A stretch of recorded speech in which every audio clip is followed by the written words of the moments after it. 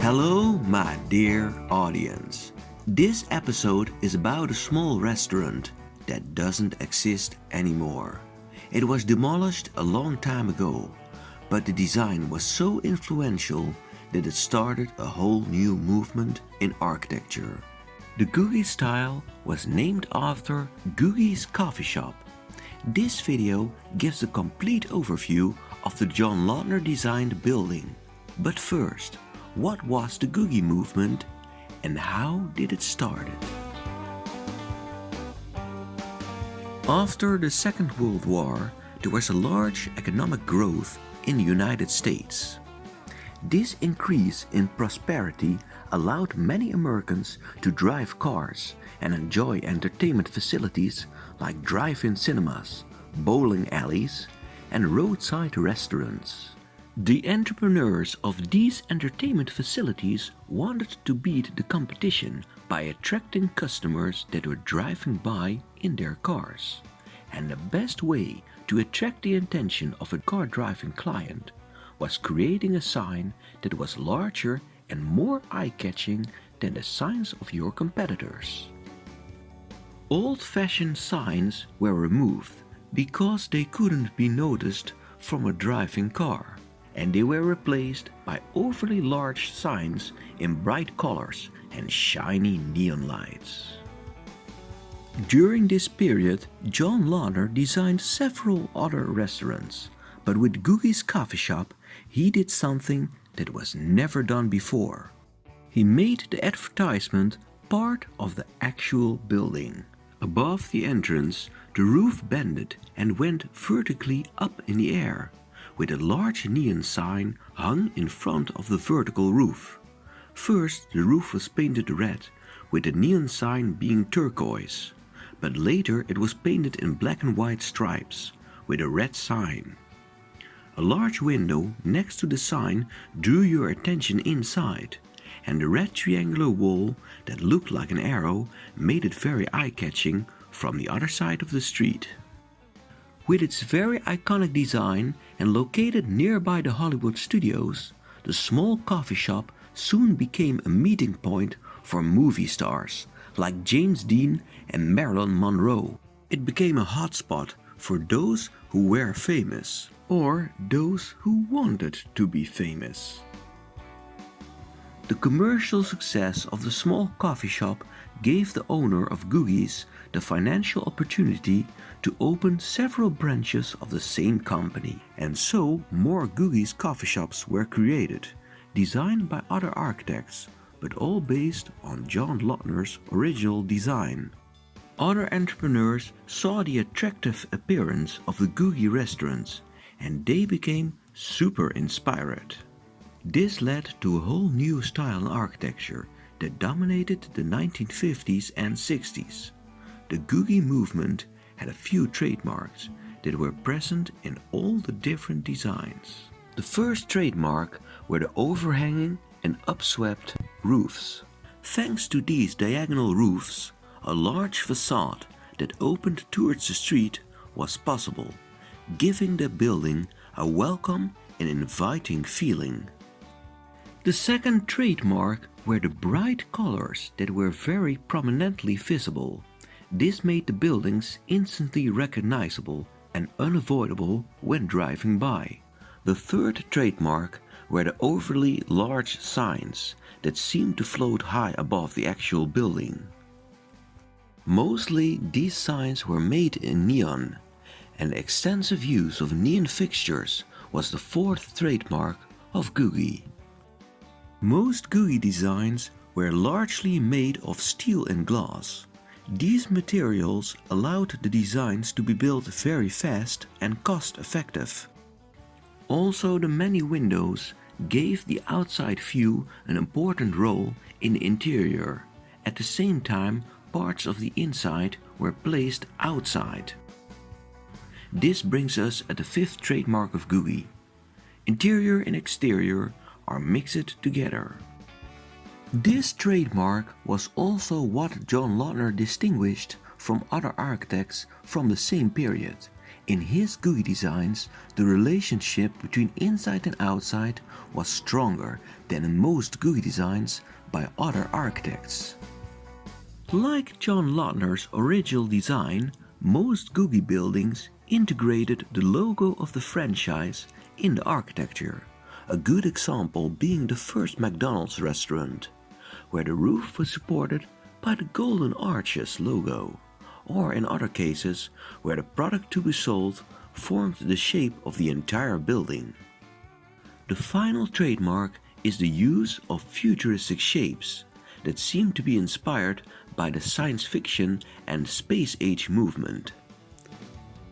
The starburst, the flying saucers and the plane wings are reappearing shapes and many Googie designs. It was architecture critic Douglas Haskell who decided to name the entire movement after John Lautner's first design. This did John Lautner's reputation more harm than good, because Googie was considered by most critics as ugly, distractive, and overly commercial architecture. Most critics in the 1950s and 60s held John Lautner responsible for many Googie designs that were not even designed by him, which I think is unfair, because John Lautner only did a few Googie buildings, and in the same period he designed many residential masterpieces that were overlooked by the same critics that disliked him for his Googie designs. When Googie went out of fashion in the 1970s, many buildings were demolished. At the time, no one bothered, because many Googie designs were never intended to withstand the test of time, and they were more considered as advertisement than as genuine architecture. Since the 1990s, there has been a renewed interest in Googie, and many books have been published about this once popular movement. Set pieces based on Googie designs can also be seen in movies like Pulp Fiction. Probably the best example of a still existing Googie building is the LA Airport restaurant, which is now considered a national landmark. Unfortunately, the revival of interest in Googie came too late for the coffee shop, and after years of disrepair, the building was demolished in 1988. This makes the Googies Coffeeshop almost a piece of forgotten architecture, and only a handful of images are existing today. With photos of a scale model made by Barry van Ham and the original drawings by John Lautner, I tried to simulate a walkthrough. So let's take a look inside.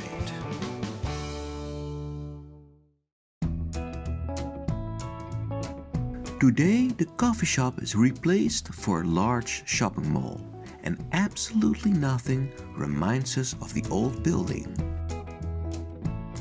The coffee shop was placed with the rear against a housing block.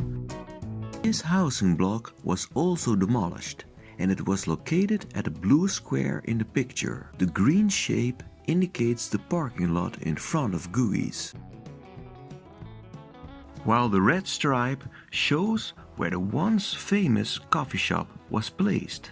Located at the intersection of Crescent Heights and Sunset Boulevard, and with many parking facilities, it was easily accessible for drive-by customers. This is the scale model, and from here you can see how the house looked from the other side of the street. This is the front door, and we cross the street and step inside. The actual front door was placed in windows that were turned inside, like a reversed bay window. Right in front of the door was the bar with the open kitchen. We remove the roof and take a look at the floor plan. We place the stools, bunks and tables in the drawing and name the separated spaces. There was a series of tables placed against the wall of the neighboring housing block. These tables were supported by diagonal steel frames that were anchored in a wall, creating a floating table.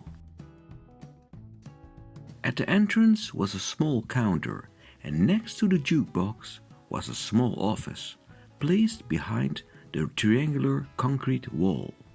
Originally, this wall was painted red, but decades later, this wall was covered with rock stones. We removed the facade and make a cross-section drawing. The bar went around the open kitchen and went to the back of the restaurant. The utility spaces were placed outside the actual restaurant. There was a terrace that was enclosed between the utility spaces and the neighboring walls.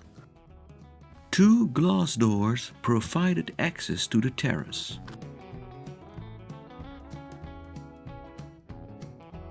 A series of steel beams was placed over the terrace. Not only did they provide extra strength, but they also threw shadows over the terrace. Next to the terrace were doors that led to the toilets, the wardrobe, and a space to store the furniture of the terrace. These four spaces had no windows in the walls, but were illuminated by clerestories placed under the diagonal roof. This drawing shows the restaurant from the side of the terrace. We removed the restaurant in the back and show only the utility wing.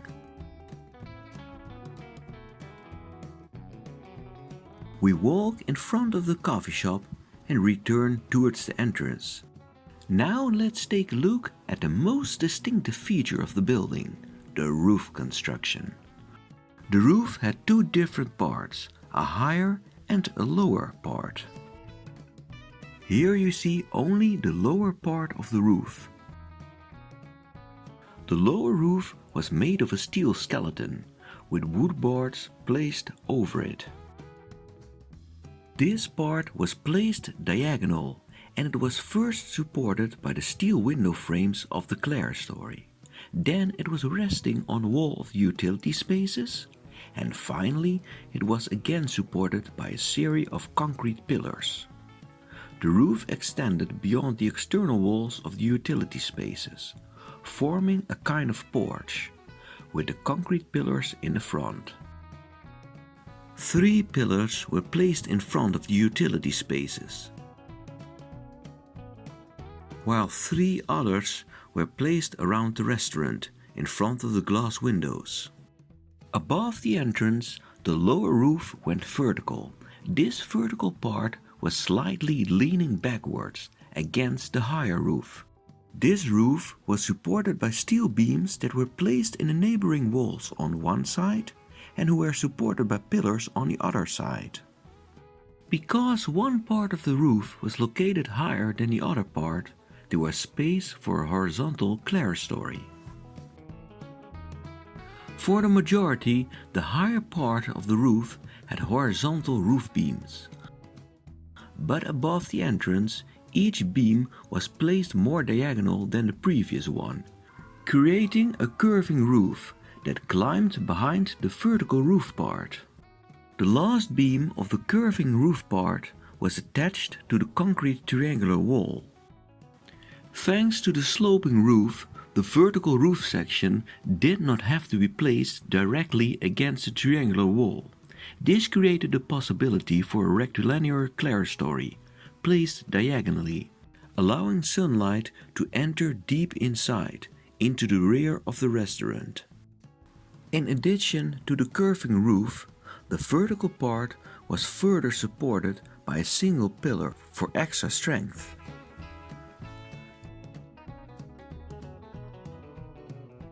Here you see how the roof looked from the other side, seen from the terrace.